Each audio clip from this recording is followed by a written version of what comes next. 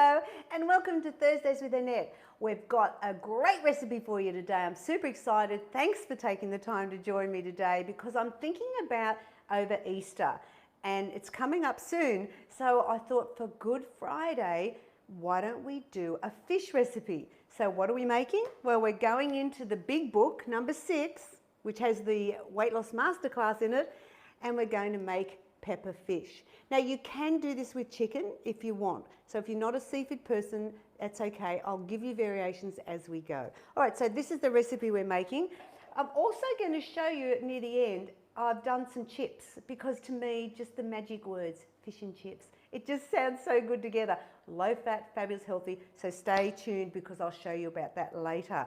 So let's look at the ingredients we need for this recipe. But before I actually do that, just remember the winners of each show will get an email saying that they're a winner, and then I'll post in the Simply Too Good feed of the name of the winners. So don't forget, I'll tell you how to win later in the show. So back to the recipe. We need 1 egg white.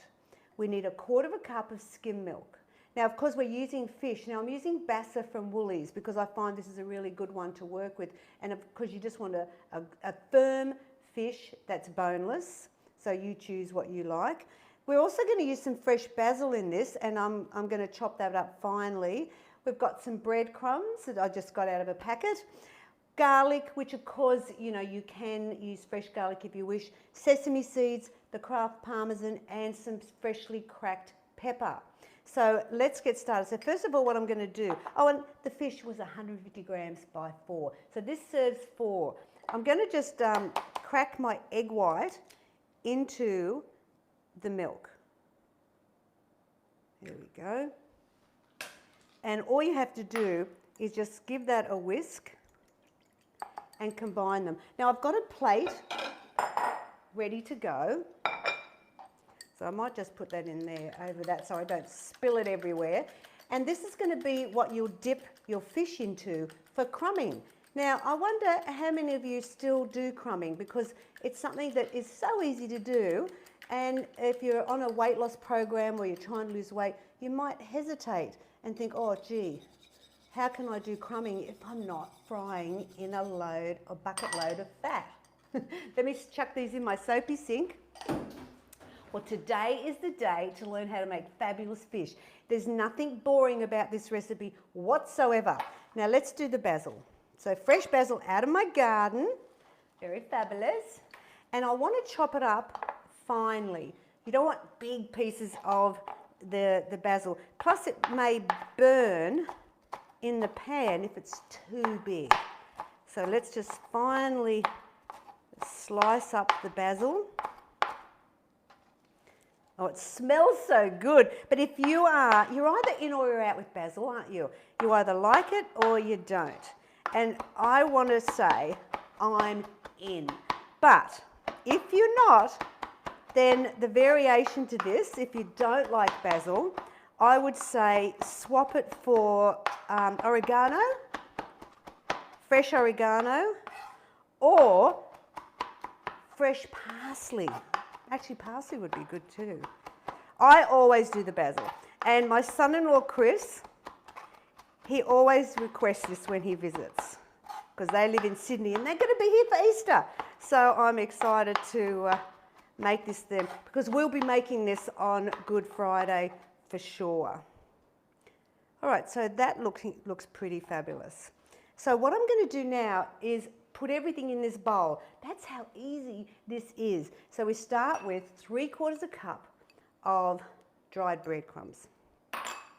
Now I've actually done it ahead with my pepper grinder. I've done 2 teaspoons. So I want you to do fresh if you can because it really will give that pepper flavour much stronger to the fish. So we want 2 teaspoons. We want 2 tablespoons of the Kraft Parmy. Just move it down there. So we want 2 tablespoons. So lots of flavour in this crumb mix. It's fantastic. Just remember I'm using my 15ml tablespoon when I'm doing this because I'm going to do again 2 tablespoons, everything's in 2s, of sesame seeds. So this is really worth thinking about for Good Friday. And then 2 teaspoons of garlic. Now, so you can use fresh if you want, but I'm a lazy cook. That's it, done. I like it. And then 2 tablespoons of the basil. I probably should have chopped this up a bit finer, but you know what? It's fine. 2 tablespoons. There we go. All right, so let me move all this. This is all ready, and then we're just going to, what we'll do is we're going to just combine the mix.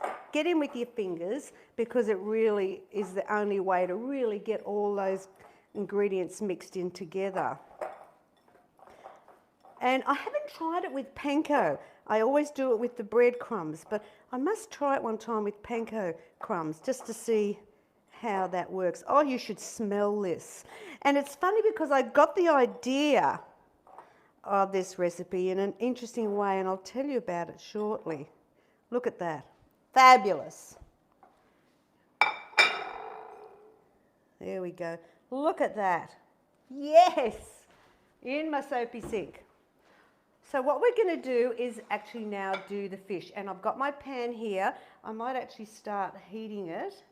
No, actually, maybe I'll wait, because I don't want it to be really, really hot, because I don't want to burn my fish. So I'm going to do 2. Just repeat this, okay? So you've got 4.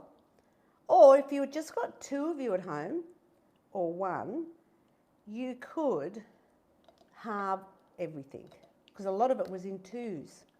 So instead of 2 tablespoons of sesame seeds, you do 1. All right, so let's go into the crumbs.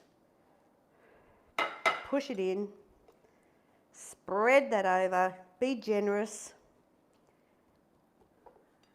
And this is such a great recipe, and I have done it with chicken. So what you do is you just use skinless chicken breast, flatten it down a bit. You don't want it really thick, so it's flattened. And the other one that I've done as well, because, isn't it great to be able to utilise a recipe that you're familiar with and that takes no time at all to do, and you can do it with pork. Yeah. So there's that one. I'll just leave it over there. So you could do pork schnitzel with the crumbs. Would be delicious. So we're just going to press that. You really want to be pushing those crumbs in. And normally, because with anything crumbed, you tend to fry it. But I'm going to show you a trick today on how you can make this type of thing really work well. Let me just wash my hands. Just get the crumbs off. Okay, so what you do is spray. Remember, I'm using my Neoflam. Turn that a little bit. I'm using the rice bran spray, because that's what you use on, if you've got really good quality pans, you only want to use this on them, because, and if you ever find your pans start to stick a little bit, then put some vinegar and bicarb soda in the pan with a little bit of water, leave it for about 15 minutes, and then you'll find it all come off. All right, so I'm going to spray the top. Watch what I'm doing here. Spraying it and putting it in. I would probably do it a bit neater, but I'm in a hurry. So spray and then put into the pan.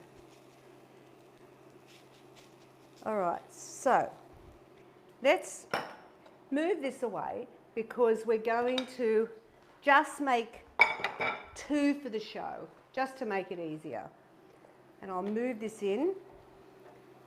Now, you don't want to have it too hot, and I'm a bit anxious about how hot to have the pan, because I don't really want to burn the crumbs, but you will find they get a bit dark. So it's about a 3-minute on each side, quite thin, the fish. So we'll just let that cook for a little bit. Let me just get my tongs here so I can just see how hot that is. Yep. Might turn it down one more. All right, so now if you're interested in seafood, you are going to be excited because in every cookbook I have got a seafood section. But for example, if you're going, well, not big on seafood, see here with this recipe here, salmon risotto, if you look in the nutritional breakdown, the variation is with chicken. So don't ever think, it's same with a chicken or a beef section, don't always think, well, you know, it's seafood, I can't have it because I'm allergic to it. Always look in the nutritional panel to see what variations I have for you. Now, Good Friday's coming, and I wonder, question to you is, do you still hold the tradition of a meat-free day? I do. You know, I just think we've done it ever since I was a little kid. It was just the way it was. But I don't see it happening as much anymore. So I'm just curious, if yes or no, do you still hold the tradition of Good Friday as being a meat-free day? But I mean, of course, you've got this great fish recipe to follow up on. And I'm now going to spray the top. See, this is how you avoid having it really heavily fried. And I'm going to turn it. All right, so you want to be fairly careful because you don't want to break your fish up. But there you go. See how that works? Isn't it fabulous? Oh my gosh, it smells so good. Now, the thing is, I got the idea from this, from trying to make salt and pepper calamari.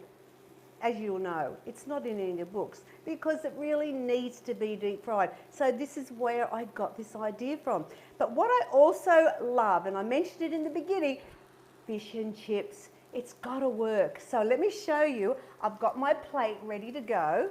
And there's my chips. I've made them quite big and chunky because I just love them that way. Now, how do you make these fabulous chips? Is that all right there, Bill, or would you rather it somewhere else? Is it good there? Okay, so you go into book 1 and I'll show you.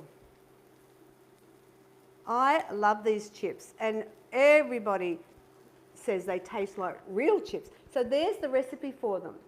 And what you do, it's so easy. All you do is you have a hot oven at 230 degrees, fan force. You peel, you cut your potatoes into chips. You microwave on high for 8 minutes in a little water. And that's 4 large potatoes, about 800 grams if you wanted to weigh it. And then you microwave it, drain it well, and then on a flat baking tray, spray it well with cooking spray.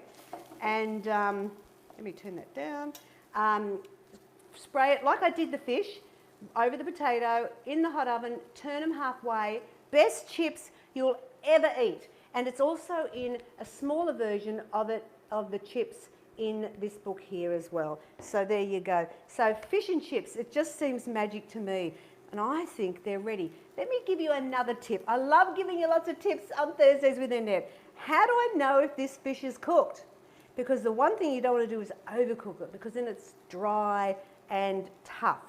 Now what I'm going to do is I'm going to go in with a little sharp knife and I'm just going to open the centre up a little bit and it's all white. When I look in there, it's white. If it was still a bit opaque or a little bit pink, you'd want to cook it just a little bit longer. Okay, so that's how you can tell. But this fish is done. So let's put that on there.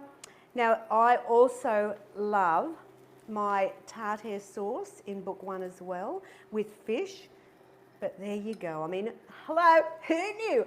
Weight loss could be so deliciously healthy. And now if you do like chips, I've also got sweet potato chips in book 2. I've also got spicy potato wedges in book 4. So they're just, if you like a potato thing. But doesn't that just look the perfect thing for Good Friday? For lunch or dinner. I mean, your family will be super impressed. So if you would like to win book 6, you know you do, it's a fabulous book.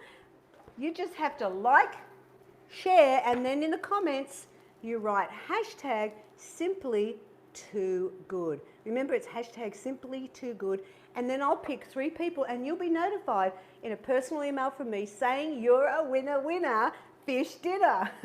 Now, next week's show is going to be really focusing on Easter because and what's Easter all about? Oh, chocolate, yes.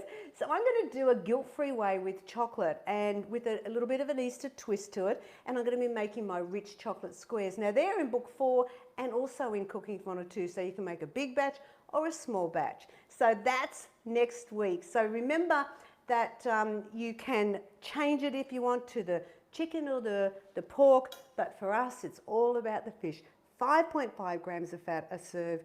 It's a winner. Thanks for joining me for another fabulous show. And remember to go to simplytoogood.com.au for more tips and recipes. And I'll see you with the chocolate next week. Bye now.